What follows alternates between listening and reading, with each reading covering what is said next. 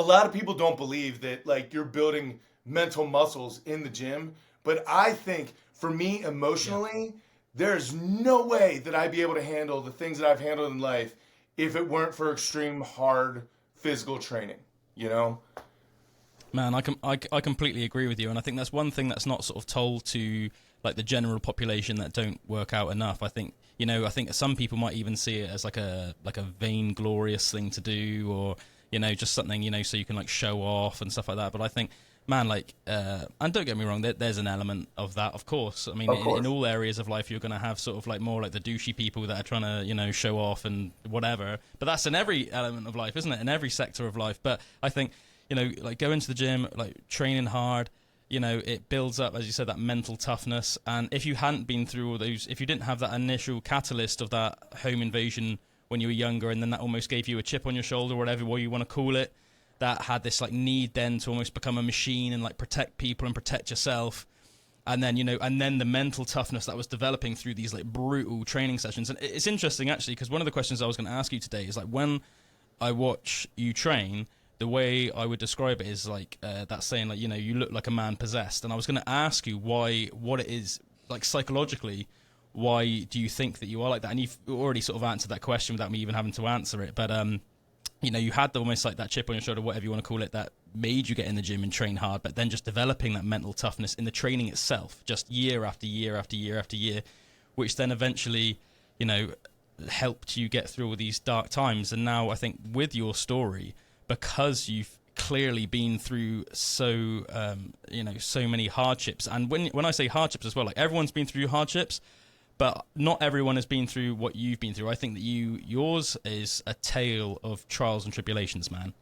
But you are also as nice as anybody we have had on this show in talking to you, whether it's now or even just your sort of that tone and vibe I was getting from you, even from your emails. It might sound like a silly thing or a little thing, but just this, sometimes you can just get a vibe just from how someone signs off their email or something, and just really positive, decent guy. And I think that regardless of what you've been through in life, whether it's like kids that have come through from like broken homes, abusive, whatever you've been through, cancer patients, whatever, if someone heard your story, I think that they would think this is a guy that I can talk to, and I can really, because he will understand. That's what it seems like to me.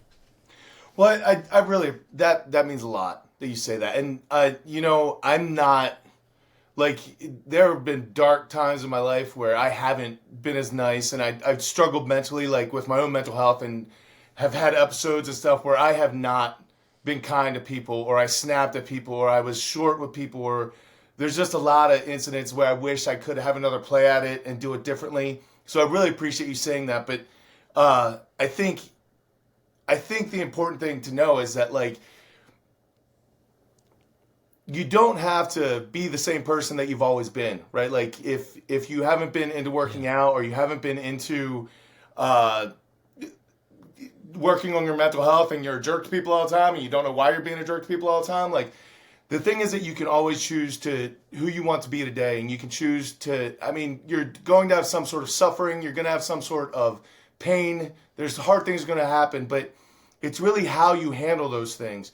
And I have a saying on a shirt that I put out called "Suffer Beautifully," because it's really about not the suffering that you're going through. It's because everyone is going through something, and I don't care who you are. Like, if you are like a 10-year-old child, you think like not getting your dessert is suffering or whatever, right? Like, there's different levels of suffering, but to that person, it feels real, right? It feels very real, and there's emotions, and there's everything behind it. And however you're going, whatever you're going to go through, you just have a choice of how you're going to ride it. You know what I mean? And you get to make that choice every single day. Just because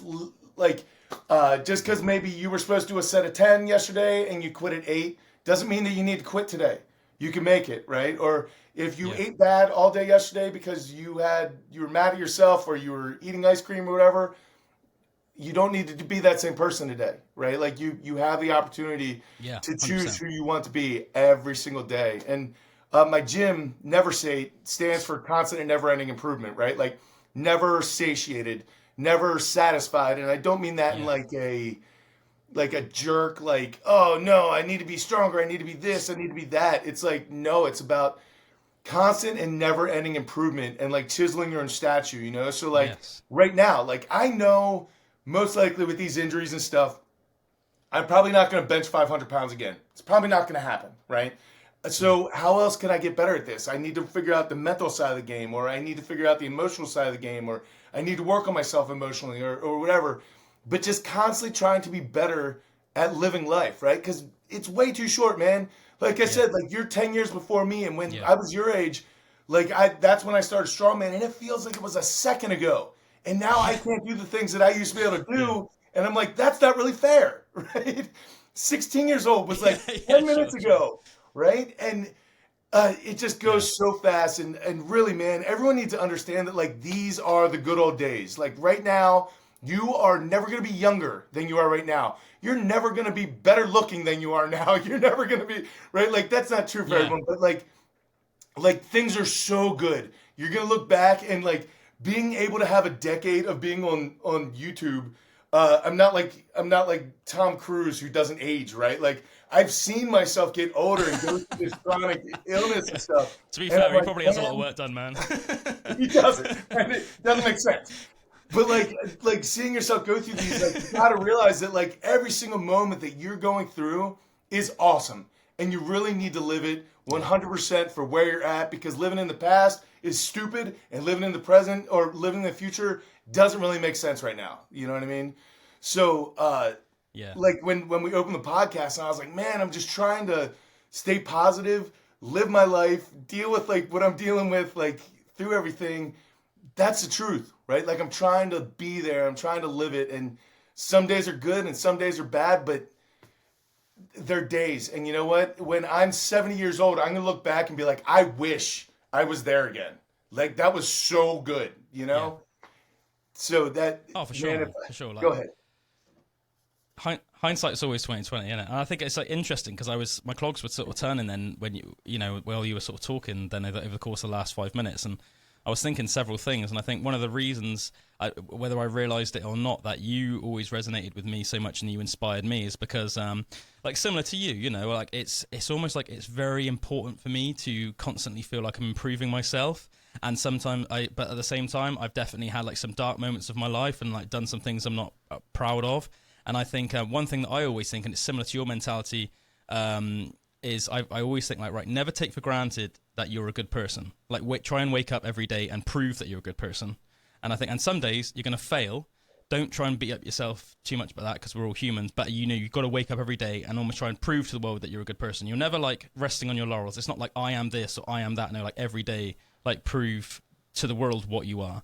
And I think that you're, that never sate, never sate, you're never satiated. That suffer beautifully. All of those things, they resonated with me so much, man. I think that's one of the reasons why I've always been such a big fan of you, and why just like, your channel and yourself has always resonated with me.